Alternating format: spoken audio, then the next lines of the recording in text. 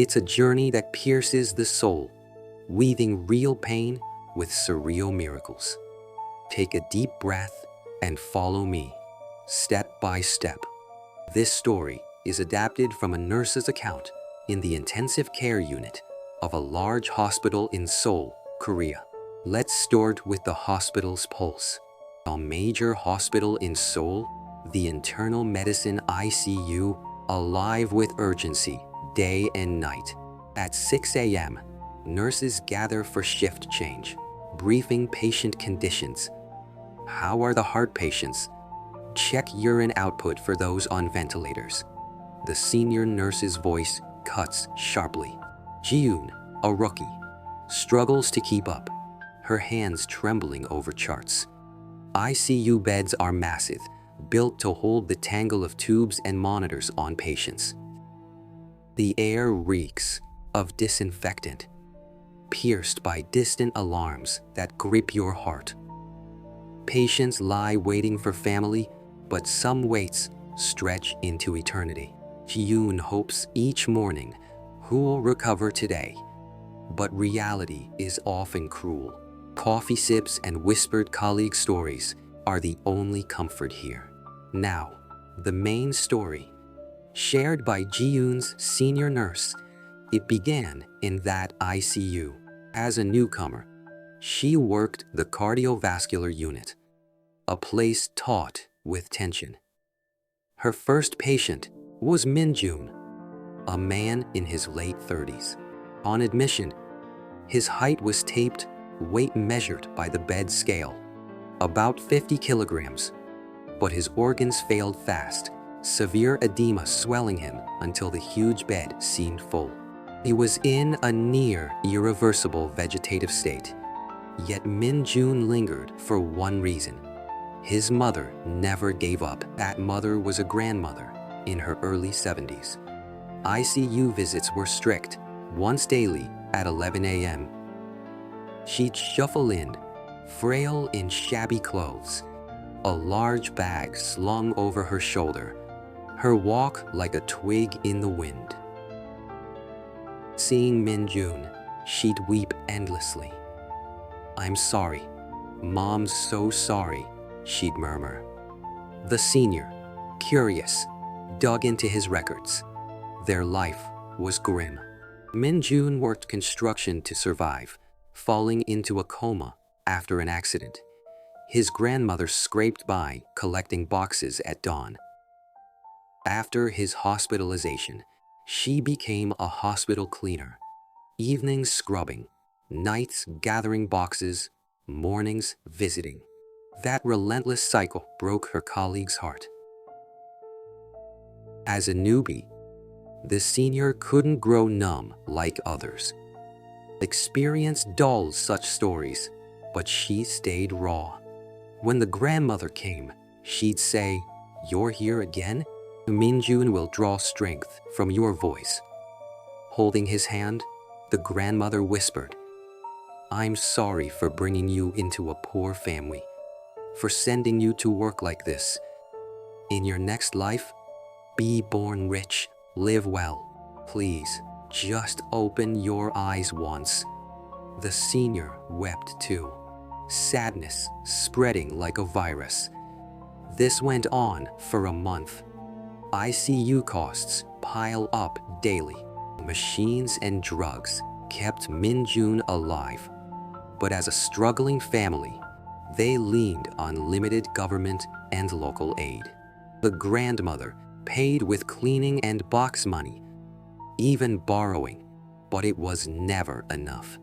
Then, one day, 11 a.m., came, and she didn't appear. She never missed a visit. The senior's dread grew. The grandmother had been hit by a drunk driver at dawn while collecting boxes and died. Brought to the ER near the hospital. Her staff ID confirmed her identity. She went to the morgue. The problem was Min-joon. His only family, his mother, was gone, leaving no decision maker, no one to arrange her funeral. So a local government worker stepped in. But, as if sensing her end, she'd prepared a will days before, naming a lawyer and local official as proxies. She'd paid into insurance, ensuring a payout for her son if she died, or for her if he did. Knowing her time was short, she named Min-jun the beneficiary, hoping he'd wake. The inheritance passed to him, but with him comatose, it came with conditions via proxy. After her death, Min-jun lingered in forced survival, but no one could consent to drugs. If his condition worsened, drugs were needed, but without approval, they couldn't be used. State and local aid had limits. Extra costs hit the hospital. She'd once signed, "I'll pay for everything." But now, that was void. She hadn't delegated life or death choices. The nurses and doctors faced an ethical bind. Drugs would extend life but burden the hospital. Administration called the nurse's desk, "No drugs." The prescribing doctor felt the pressure. Min-jun's conditions sank. In the ICU, urine output is everything. No urine, no organ function. Then, the senior heard something odd. Known for her sensitivity, she asked a junior, "Hear that crying?" When told no, she paced the ward, returning pale. The next day, she muttered, "It's driving me crazy." Pressed, she said, "That grandmother who died? Her funeral's not even done. She's still crying by her son." Attuned to the supernatural, she'd sensed otherworldly presences in her work. ICU patients cycled quickly, but Min-jun stayed, thanks to his mother. Her spirit wept for days. "She's so pitiful," and her son, "I can't work like this." The next day, she entered Min-jun's room. He had no urine output, critical without drugs. Then she heard her voice. "Min-jun, hold on. I'm sorry. Just one more day. Mom's coming for you." Heart pounding, she ignored the spirit and focused on the patient. That dawn, Min-jun passed quietly, with no family. A local government worker handled the funeral, funded by remaining hospital costs.